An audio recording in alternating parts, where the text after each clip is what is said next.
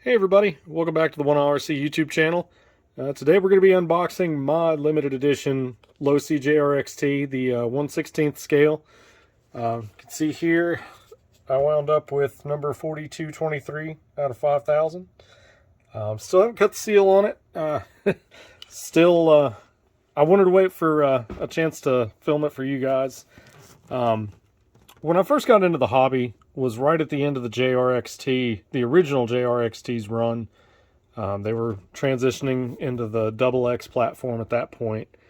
But I still remember seeing some of the guys at the hobby shop having these even way back then.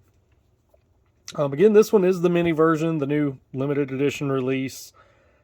And I'm just really excited. If anybody knows me, knows that I'm a huge Iron Man Stewart paint scheme fan. I love that Toyota paint scheme, so this one ticks all the boxes for me. Let's cut the seal and see what's inside.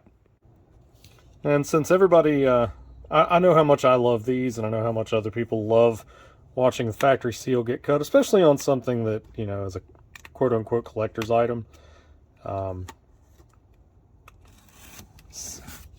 there goes the factory seal. So the way I look at collector's items like these, though, if you don't have number 1 or number 5,000, the other 4,998 are worth exactly the same.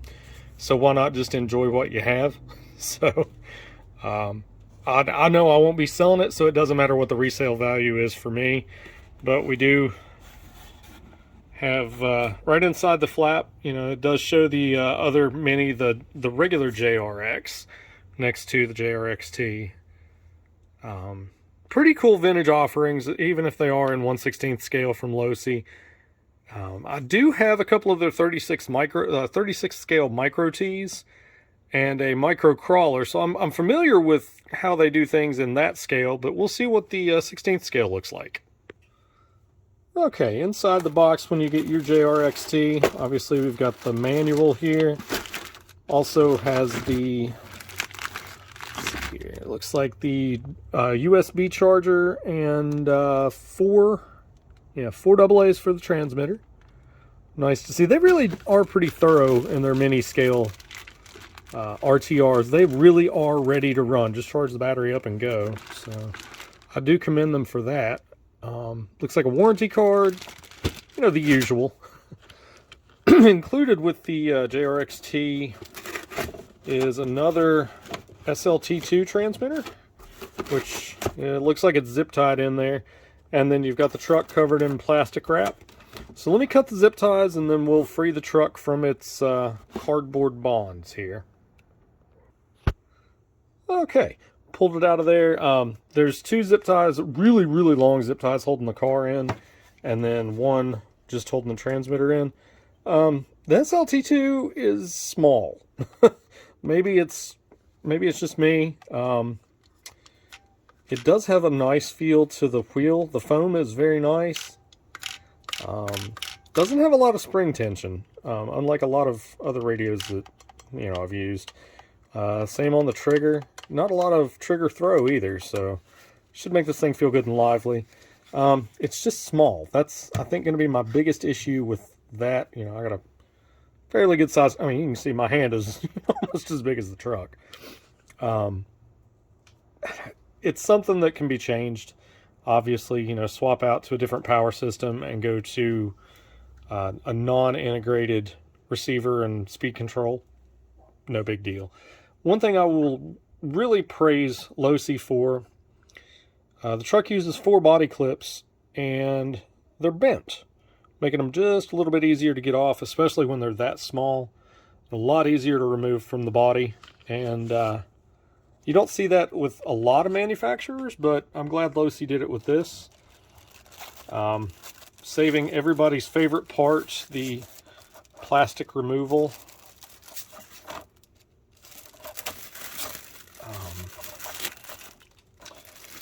I'm really glad to see that they did this, because this body looks so nice. And no scratches there. So, like I said, it is the Iron Man Stewart style paint scheme, and then obviously you've got the JRXT mini logo on the side, Team Losi sponsorships on the bed where the Ultra wheels would have been on the full-scale truck. It's just such a nice looking paint scheme. Do you have the number billboards? Look like they are servo taped into place. They're not bolted or anything. So something to keep an eye out for is to make sure that those don't get folded over or lost. Truck is, white on the inside, which is fine. Clear windows. Kudos to Losi for that, not just putting a sticker on it. So overall, I love the body. That is nice. Inside, we've got a fiberglass deck chassis.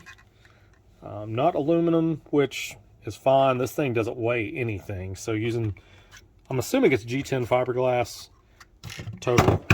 There goes the transmitter that I don't like. Using the fiberglass just keeps everything kind of lightweight, especially when Losi decided to only include the 650 milliamp, which they didn't have to include a battery, so it was nice that they did, but it's only the 650 milliamp 2-cell, so keep everything light, keep the run times up. I get it. Looks like we've got a Spectrum servo, and I'm assuming that's probably not going to be the most powerful, but in this size, it probably doesn't have to be. I'm just making assumptions here. I'm really excited at this point just to have the truck in my hands. So in the rear, you've got the scaled down version of the original 5-link rear suspension that works. The loamier and kind of more old school the track, the better this is going to do. Sounds like I might need to top the shocks off just a hair. Sounds like we got just a little bit of air in there. But aluminum shocks, which is nice to see. Yeah, there we go. Yeah, aluminum with... I remember these style preload collars when I first got into the hobby. I never could get them tight enough to stay. So hopefully these work a little better than the really old school ones that I'm used to. Kudos again to Losi for the adjustable turnbuckles for camber and toe up front and for camber in the rear. The one-piece wheels are simulated to look like the original multi-piece wheels, which is kind of nice. The screw heads are merely cosmetic, but it's those little touches. I mean, that's just a nice callback to the originals. The old school pin spike knobbies, I mean, those are going to wear stupid fast on pavement and things, but I did notice on the parts listing that Losi does offer the front and rear tires pre-glued as sets. They're on back order right now, but they should be out soon, and that is a good thing because if I do run this at all, those are going to need replaced. You got the 180 sized motor with the old school sticker on it to make it look like the original brushed motors that would have been used back in the day with these. Looks like we do have dog bones in the rear, which, no, wait, those are sliders. I was looking at the wrong part. Yeah, looks like we have slider shafts in the rear, which is will help because they don't bind with suspension travel. This thing has, I mean, the suspension feels quite nice. I mean, other than that little bit of squish from what I assume is just a couple of air bubbles. I'm really excited to drive this thing. I'm really happy to have gotten one of the 5,000, and it's better than I even expected. And I knew that this was going to be a really cool, a really neat little truck, but this thing is actually kind of impressing me. That 5-link rear suspension, man, that was ahead of its time back then, but it is just so cool to see how they scaled that down. There's really not much more to say. It's 16th scale, 2-cell lipo powered, brushed. It's going to be a fun little, I don't know, run around the basement, chase the dog around the house with kind of truck. But for me, it's going to be one of those deals where I take it out, run it, and then put put it on the shelf and stare at it, because, you know, this is something special for me. But stay tuned as soon as, I hate to keep preaching this, but we have been getting so much rain lately, I haven't been able to get out and run anything. So stay tuned, and as soon as the weather breaks, I'll film this thing running around a little bit. We'll see what it can and can't do, what it's like to drive. But thank you for watching today. If you're not subscribed already, consider doing so. Click the little bell next to the subscribe button. You'll get notified every time we upload something new. And again, thanks for watching. Have a great day.